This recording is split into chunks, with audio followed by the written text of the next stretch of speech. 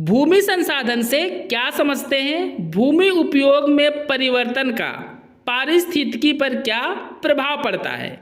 Semester 2 EVS यानी environmental studies का ये बहुत ही इंपॉर्टेंट सवाल है, जिसे मैं आपको एक आसान नोट्स के साथ आसान भाषा में समझाऊंगा। अगर मेरा ये नोट्स आपके लिए हेल्पफुल हुआ तो वीडियो को लाइक एंड शेयर करें और चैनल को सब्सक्राइब करें। तो चलिए आंसर को डिस्कस करते हैं। प्रोफेसर स्मिथ एवं पेटरसन के अनुसार प्रकृति की कोई भी भेंट जिसे हम आवश्यकताओं की संतुष्टि के लिए प्रयोग में लाते हैं वह प्राकृतिक साधन या भूमि होती है। आसान शब्दों में कहा जाए दोस्तों तो भूमि एक ऐसा संसाधन है जिसके बिना जीवन की कल्पना ही नहीं की जा सकती है। और ये बात दोस्तों हम सभी को भी अच्छे से पता है, क्योंकि बिना भूमि के ना हमारा घर होगा, ना हमें भोजन प्राप्त होंगे और ना ही कुछ भी हमें प्राप्त होगा। तो देखा जाए दोस्तों तो भूमि हमारे लिए उतना ही जरूरी है जितना जिंदा रहने के लिए हमें हमारे शरीर में आत्मा। प्रकृति के द्वारा दिए गए सभी संसाधनों में से भूमि सर्वश्रेष्ठ संसाधन है, क्योंकि यह उत्पादन का एकमात्र साधन है। आसान भाषा में समझे दोस्तों तो हर प्रकार की खेती भूमि पर ही होती है। तो भूमि कितना महत्वपूर्ण है ये हमें अच्छे से मालूम हो गया होगा और पता भी होगा पहले से भी। अब आपको पैराग्राफ चेंज कर लेना है और लिखना है भूमि को प्राकृतिक संसाधनों की श्रेणी में सम्मिलित करने के कारण। तो पहले कारण को डिस्कस करते हैं। मनुष्य का घर होना। मनुष्य का जन्म पृथ्वी पर होने से लेकर मृत्यु तक यह सभी यही होता है, यानी पृथ्वी पर ही होता है। पृथ्वी मनुष्य का निवास स्थान है।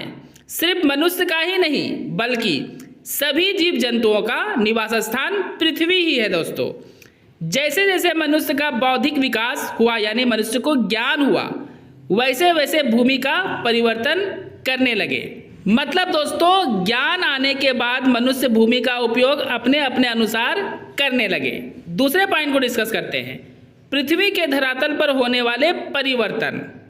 पृथ्वी के धरातल पर अनेकों तरह के घटनाएं घटित होती रहती है, जैसे बाढ़, महामारी और अकाल इत्यादि। ये सभी घटनाएं पृथ्वी पर ही होती है। ये घटनाएं भूमि के जिस भाग में घटित होती है उस भाग में अपना प्रभाव छोड़ देती है। मतलब जहाँ भी महामारी आती है, बाढ़ आती है और अकाल आती है, वहाँ पे अपना छाप छोड़ जाती है दोस्तों।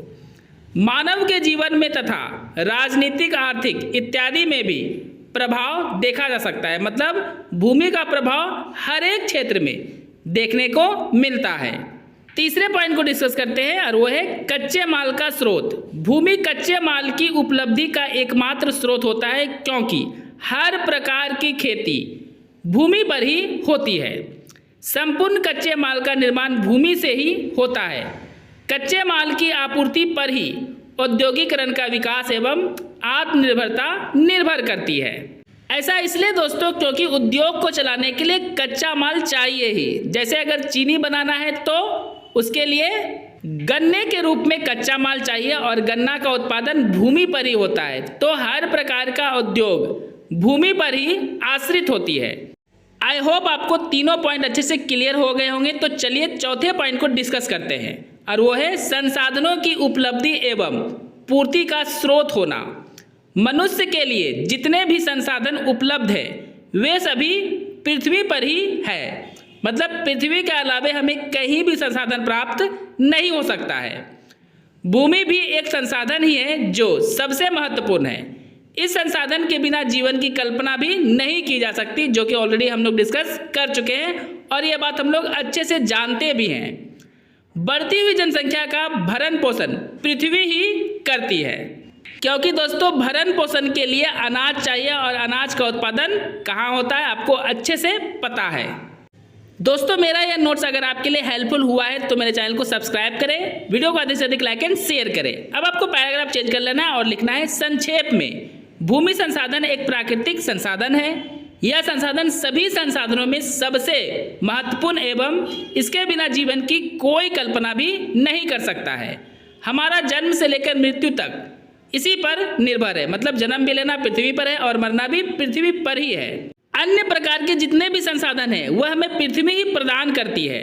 औद्योगिक अर्थात जितने भी कंपनियों के लिए कच्चा माल की आवश्यकता होती है वे सभी पृथ्वी पर ही निर्भर करती है, यानी पृथ्वी से ही प्राप्त होती है।